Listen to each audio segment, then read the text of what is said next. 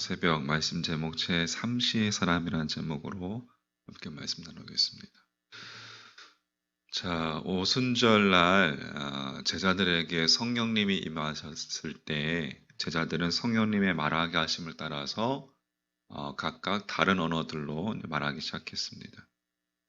그것은 사람들이 이해할 수 없는 천사의 방언이 아니라 세계 도처에서 흩어졌던 이들이 각각 자신들의 모국어로 알아들을 수 있는 이해 가능한 언어였습니다. 이것에 사람들이 깜짝 놀랐습니다. 어떻게 갈릴리 어부 출신의 제자들이 이방 언어로 말하는가? 상식적으로 있을 수 없는 일이었기 때문에 그렇습니다. 그 중에는 제자들을 비난하면서 술에 취했다고 조롱하는 이들도 있었습니다.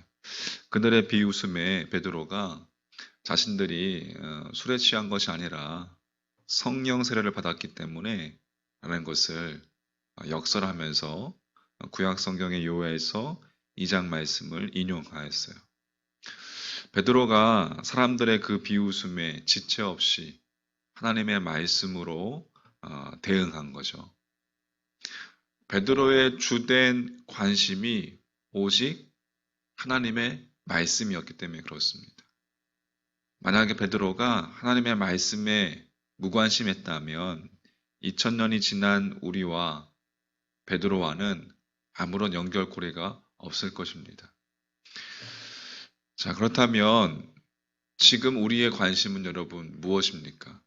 마찬가지로 우리도 하나님의 말씀이 주된 관심사가 되어야 될 줄 믿습니다.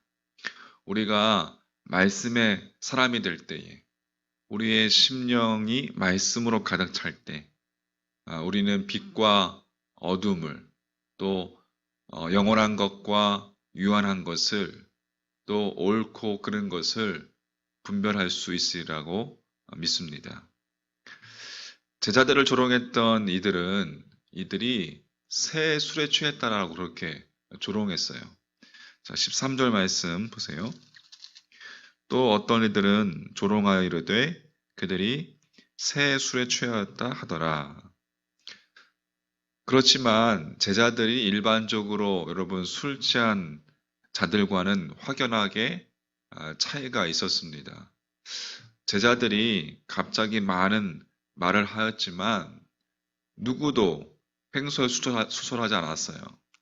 제자들의 말에는 처음부터 끝까지 일관된 조리와 감동이 있었습니다. 시간이 흘러도 제자들의 자세는 전혀 흐트러지지 않았습니다. 무엇보다 그들의 사람에 대한 예의, 그것을 그들은 잊지 않았어요. 자신보다 다른 사람을 더 생각하고 배려하고 하는 마음이 가득했습니다. 그래서 사람들은 제자들을 가리켜서 새 술에 취했다라고 말할 수밖에 없었던 것입니다. 분명히 술 취한 것 같은데 일반적으로 술 취한 모습과는 전혀 딴판이었기 때문에 그렇습니다.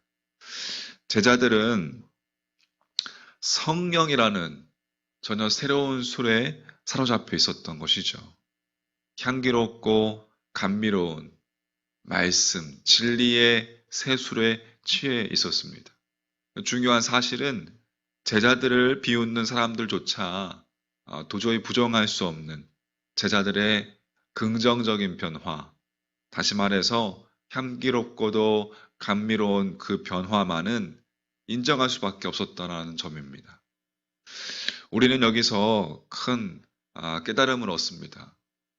우리의 성령 충만함은 우리 가까이에서 우리를 잘 알고 있는 이들, 우리를 좋아하는 것 같은 그리스도인에 의해서 확인되는 것이 아니라 예배당 밖에서, 세상에서 우리가 가까이 있는 이들, 주님을 부정하고 믿지 않고 그리스도인을 조롱하는 자들, 우리의 새로운 변화, 그것만은 인정할 수 없을 때, 인정하지 않을 수 없을 때, 그때 그들이 그렇게 고백할 때 우리는 진정 성령 충만한 사람인 것입니다.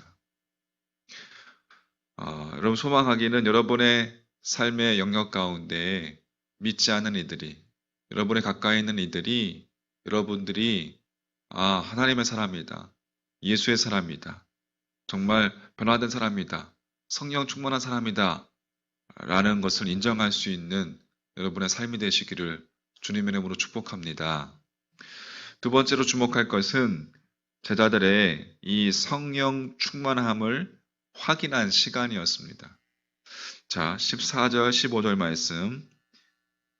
베드로가 11사도와 함께 서서 소리를 높여 이르되 유대인들과 예루살렘에 사는 모든 사람들아 이 일을 너희로 알게 할 것이니 내 말에 귀를 기울이라.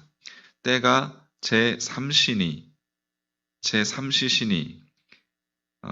너희 생각과 같이 이 사람들이 취한 것이 아니라. 베드로는 그때의 시간이 제3시임을 강조했습니다. 이제 유대 시간으로 제3시는 요즘 시간으로 아침 9시입니다. 경건한 유대인들은 아침 9시, 낮 12시, 오후 3시 그렇게 하루 3번씩 기도를 하였죠. 따라서 기도 시간인 아침 9시에 술을 마셨다는 것은 있을 수 없고 그 의미로 베드로는 이 시간을 강조하였습니다. 즉 제자들의 성령 충만함을 그들 자신들뿐만 아니라 다른 이들도 인정한 그 시간이 아침 9시였던 거예요. 여러분 한번 생각해 보십시오. 우리의 아침 9시, 여러분들의 아침 9시의 특징은 어떻습니까? 보통 하루 일과가 시작되는 현실적으로 보면 세상의 바쁜 속에서 주님은 안중에 없고 세상을 바라보기 쉬운 그러한 시간입니다. 그런데 그 시간에 여러분의 비판자마저 여러분을 향기롭고 감미로운 성령 충만한 그리스도인으로 볼 수 있을까? 우리를 그렇게 볼 수 있을까?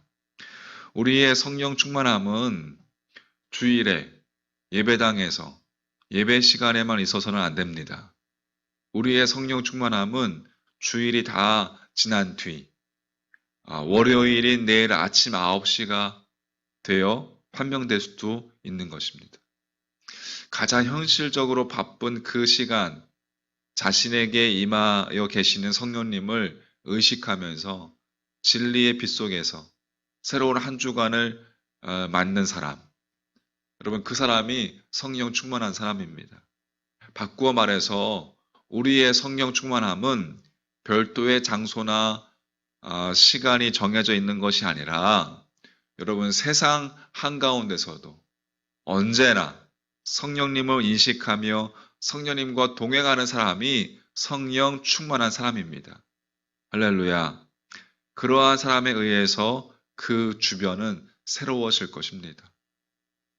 저는 말씀을 정리해보면 아침 9시에 제자들을 사로잡아 주신 성령님께서 지금 나와도 함께 계심을 여러분 잊지 마시고 주저 말고 성령님께 사로잡히시기를 바랍니다. 성령으로 취하십시오. 할렐루야. 온전히 성령님의 지배 속에 자신을 내어 맡기십시오. 성령님께서 세상 한가운데서도 진리의 말씀을 생각나게 해 주실 것입니다.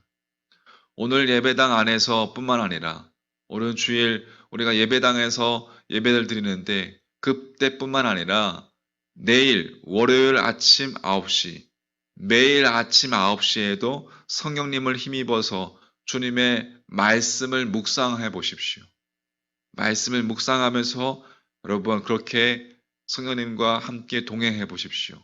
그때 주변에 믿지 않는 자들도 향기롭고 감미로운 여러분의 그 변화를 여러분이 진정한 그리스도임을 내가 진정한 그리스도임을 인정하지 않을 수 없을 것입니다.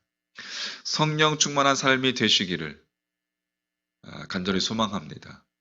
다른 언어들이 여러분의 삶 가운데서 흘러나오는 삶이 되시기를 주님의 이름으로 간절히 축원합니다. 아멘.